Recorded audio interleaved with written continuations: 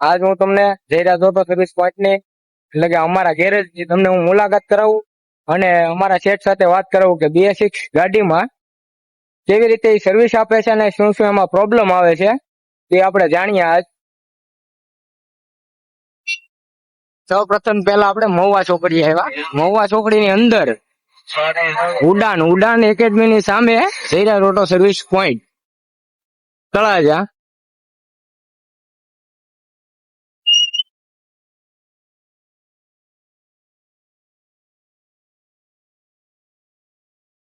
Jayraj auto service પોઈન્ટમાં પહોંચી ગયા છીએ. અંદર જઈ રહ્યા છીએ અને રાજેશભાઈને આપણે મુલાકાત કરવી એટલે કે અમારા શેઠ સાથે.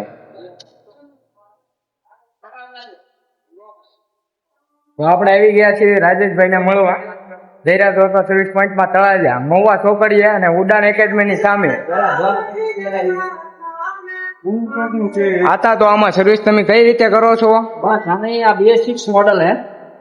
BS6 ની અંદર જનરલ સર્વિસ એટલે શું? ઘણા લોકો ખાલી આ એર ફિલ્ટર નાખીને આગળ કરેલું હે. આની અંદર ખરેખર તો હે ને બોલે મોટર બોલે ખાસ ધોવાની હોય છે. કોઈ ધોતું હોય ને એના માટે સ્પેશિયલ સ્પ્રે લેવો પડે ને. એમાં એટલે કેટલું વસ્તુ ખરાબ હોય તો તમને દેખાડું. જો આ બધું ખરાબ હોય આટલું બધું ભરેલું હોય હું ઇન્જેક્ટર ને લઈ આપણું સર્વિસ કરવું પડે. આ મોટી બોડી આટલી ભરાઈ ગયેલી છે એને પણ સર્વિસ કરવી પડશે. હજી આ ખાલી ડેમો છે. આ તો આનું ઇન્જેક્ટર આપણી પાસે એના સ્પેશિયલ ટ્યુબ્સ હોય છે કે આનાથી ઇન્જેક્ટર સર્વિસ થઈ જાય બરોબર. હા સ્કેનર મારવામાં આવે એનું પણ એક આપણું કાંઈ મશીન છે. એનાથી નાખી ગાડી સર્વિસ તમારી ઇન્જેક્ટ થતી હશે વગેરે વગેરે હેડ આખો ભરાઈ ગયો હોય.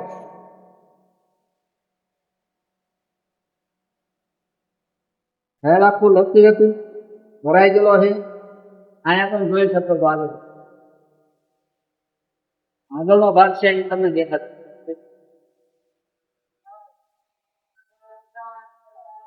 ભરાઈ ગયેલું સમયસર સર્વિસ કરાવો તો આ ગાડી સારી રહેશે ને તો આ બહુ ખર્ચો આમાં આવી શકે ખરો. ગાડી આવે સારી કંટાળી જાય છે ખાલી અમારા ખર્ચાના ઘણું તો સર્વિસ કરાવો તો આ બધું કાંઈ થતું નથી. આ જ સર્વિસ કરાવો ઓઇલ સમયસર બદલો પાર્ટ બધા ઓરિજિનલ વાપરવાનો આગ્રહ રાખો એટલે જેન્યુન વાપરો એટલે રિઝલ્ટ ગાડીને મળે. આભાર. ચાલો મિત્રો આજ આપણે રાજુ હતા વાત કરી લીધી બરોબર. તમે હવે આપણે કરશું મેન કારીગર સાથે વિપુલભાઈ સાથે. તો એ ગાડી કઈ રીતે કરે છે શું પ્રોબ્લેમ છે અને એ આખી ગાડી ખોલેલી છે એટલે એને આપણે પ્રશ્ન પૂછીએ. તો વિપુલભાઈ આખી ગાડી તમે કઈ રીતે કેમ ખોલી? આમાં એવું હતું ભાઈ કે ખરાબ ને ફરિયાદ હતી કે તમને જ્યાં લાગે એ કરી નાખજો. ગાડી કે એક નંબર સારું મોર. તો પેલી વાત તો એ ગાડી આપવામાં હાવ દબાતી મુજાતી એટલે આ ક્લચ આપણે નાખી દીધી છે અને હેડ ની અંદર કાર્બન જામી ગયેલો એટલે લોકિંગ કરતી ગાડી. આ જુઓ સાવ ભરાઈ ગયેલો મચ ને એવું બરાબર. અને હેડ પેકીને લીકેજ હતું એટલે એ આપણે કમ્પ્લીટ કરી નાખ્યું હોય. અને પંજરી જે ટાઈમિંગ ચેન નો અવાજ હતો એમાં આપણે આ ટાઈમિંગ ચેન એવું નાખવાનું છે. ટોટલ બોડી એની સર્વિસ કરી છે બધું ક્લિયર કરીને કમ્પ્લીટ કરીને ફરિયાદ ન આવે એવું આપણે એને કામ દેવાનું છે. ગ્રાહક આપણી ઉપર એટલો બધો ભરોસો રાખે કે નહીં ભાઈ તમે કામ કરો એટલે કે એમાં કઈ ઘટે જ નહીં. એટલે આપણે વિશ્વાસ થી એક નંબર કામ કરીને આપવાનું છે. ગ્રાહક ને આવું જોઈએ નાના ભાઈ રાજી.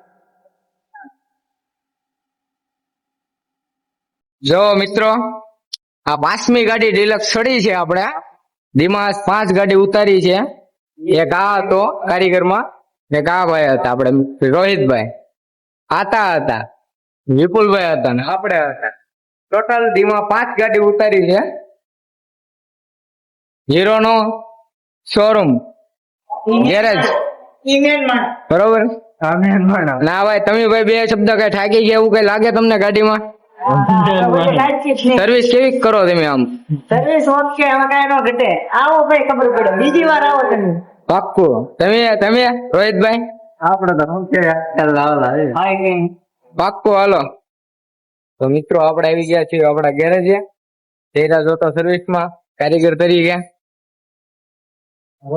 ત્યાં એક ગાડી ચડાવેલી છે, અહીંયા છે રાજુભાઈ શેઠ, આ છે વિશાલભાઈ, આપણે રાતે મુલાકાત કરી હતી. કામ કરવો ભાઈ. હા, ઈ કરે. મિથુનભાઈ આપણે રાતે મળ્યા હતા અને અત્યારના વાગ્યા છે, અત્યારે વાગ્યા છે 12 વાગ્યા ને આતા ચા ક્યાંથી લેવા? શિવમ માંથી. કઈ જગ્યાએ ચા આવી ગઈ છે? ના ગાડી એક છે, એનો સામાન છે અમારે. ગાડી 3 કલાકની જનરલ સર્વિસ કરવાની છે. તો જોઈ લો તમે, સ્પ્લેન્ડર છે. તો આપણે ચા પી લેવી. મહેશભાઈ, ચા કેમ? કઈ નો ઘટે આતા. ચા માં તમારે શું કેવું ભાઈ? તો વાંધો નહીં. તને માવો ખાતો. તો મિત્રો હવે આપણે ચા પી લેવી. 12 વાગ્યાની ચા આવી ગઈ છે, તો ચા પી લેવી ગેરેજે. હવે રોહિતભાઈ માવો થૂકવા ગયા હતા. એટલે માવો કાઢવો પડે અમારા કલેજા. ચા એટલે ચા એક નંબર શિવમ ની. હા તો 15 વાળો માવો કાઢ ને. શિવમ ની સાવ પછી હાથમાં લઈ લેવાનો હોય. આવી ગયા છે મેન કારીગર જયરાજ ઓટો સર્વિસ પોઈન્ટ ના. Jayraj auto service point Talaja. આમ આપણે હવે ચા પી લીધી છે ને, હવે કરીશું કામ આપણે ગાડીનું.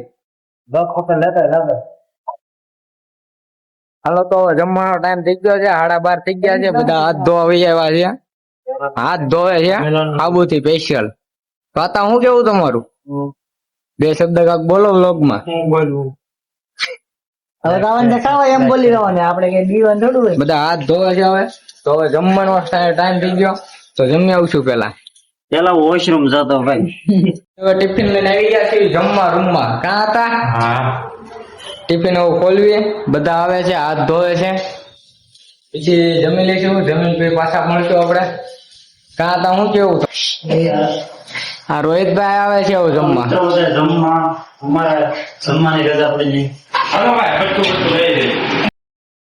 તો હવે આપણે જમવા બેસી ગયા છે. જમવા માટે કાકિયાનું શાક એવું છે, દેખી જોઈ જો. મરચા આવી ગયેલા છે, અને આ ભાઈ ને કાંક ભરતું આવી ગયું છે, ઓળો દેશી ભાષામાં. આ ભાઈ બે જે ટિફિન ખોલે છે. તમારું શું એવું ભાઈ? આપણો આ બ્લોગ જોવે છે, કઈ રાતનો ઉતારેલો.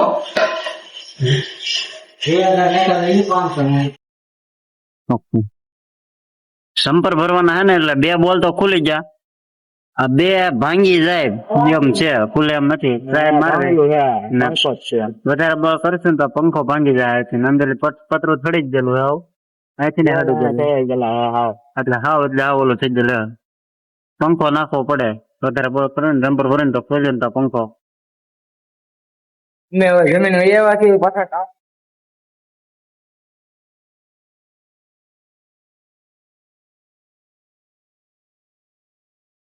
હવે પાછા આપણે કામે લાગી જવાનું. મિથુનભાઈ, હા ભાઈ અમે જ લાગી જ જાય. એક વાદો માવો ખાઈ લેવી. હું તમને તમને ફોન કરો. આમાં બોલ ખોલવામાં પંખો ભાંગી શકે. કાંઈ વાંધો નહીં, હાલો ફોન કરી દેવી. ગાડીનું કામ છે ઘણું બાકી છે.